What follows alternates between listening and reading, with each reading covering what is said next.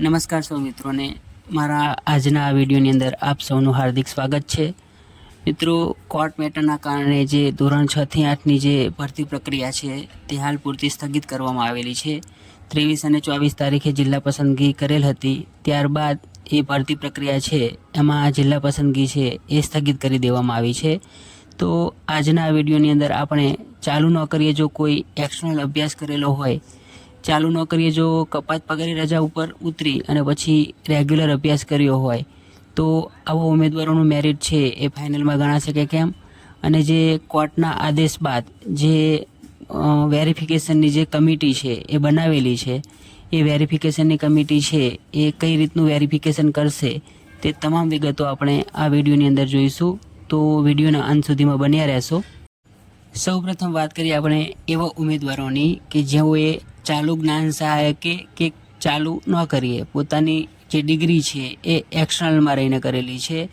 એટલે એવા ઉમેદવારો કે જેઓ કોલેજ નથી ગયા પણ જે પરીક્ષા છે એ એક્સટર્નલ ઉમેદવાર તરીકે આપેલી છે, તો આવા ઉમેદવારોનું મેરિટ છે એ ફાઇનલ મેરિટમાં ગણાશે કે કેમ।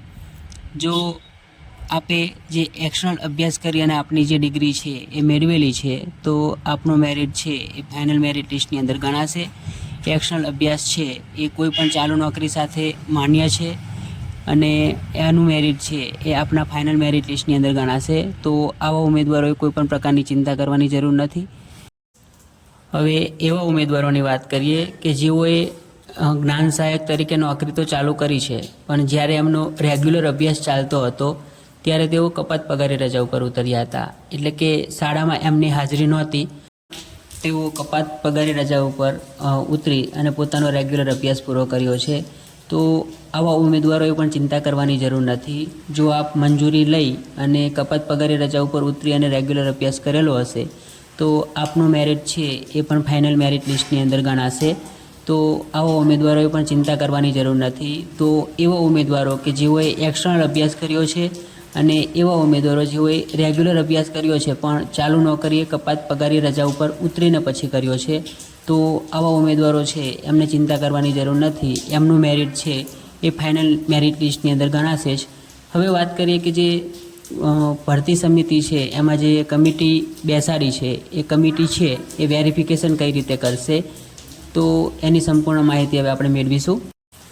તો જે વેરિફિકેશન કમિટી બેસશે એ કમિટી એ વેરીફાઈ કરશે કે આપ ચાલુ જ્ઞાન સહાયકે જો આપે રેગ્યુલર અભ્યાસ કરેલો હશે તો એ જ સમયે તમે સ્કૂલમાં પણ હોય અને એ જ સમયે તમે જે તમારી કોલેજ છે જ્યાં તમે રેગ્યુલર ડિગ્રી બતાવો છો ત્યાં પણ હાજર હોય। તો એક ઉમેદવાર છે એ એક જ સાથે બે જગ્યા ઉપર હાજર ના રહી શકે, તો આપણી હાજરી બંને જગ્યાએ હોય તો આપની ડિગ્રી છે એ અમાન્ય ગણવામાં આવશે અને આવા ઉમેદવારો છે એમનું મેરિટ છે એ ફરીથી પાછું પરત લઈ લેવામાં આવશે।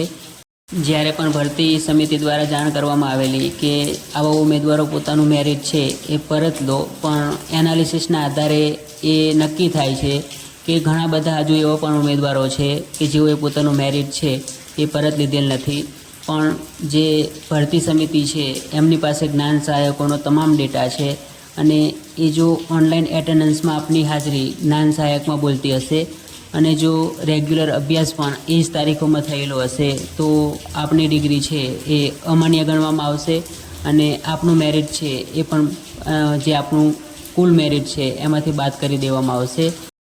ટૂંકમાં કહીએ તો જેઓએ એક્સટર્નલ અભ્યાસ કરેલો છે તેવા ઉમેદવારો અને જેઓએ રેગ્યુલર અભ્યાસ કરેલ છે પણ શાળાની અંદર કપાત પગારી રજા ઉપર ઉતરી અને પછી રેગ્યુલર અભ્યાસ કરેલ છે તો તેવા ઉમેદવારો છે એઓએ ચિંતા કરવાની જરૂર નથી। આપનું મેરિટ છે એ ફાઇનલ મેરિટ લિસ્ટની અંદર ગણાશે।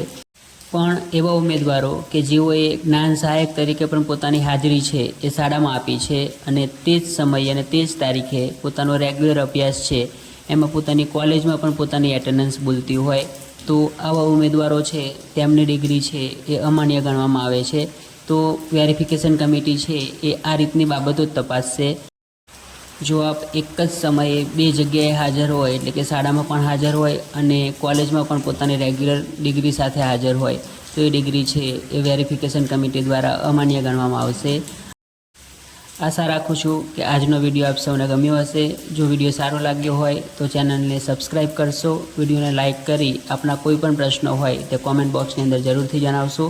જે બાકી 3 પાસાઓનું PML 1 અને જે FML આવેલું હતું તે બંનેનું એનાલિસિસ છે એ ટૂંક જ સમયની અંદર ચેનલની ઉપર અપલોડ કરવામાં આવશે.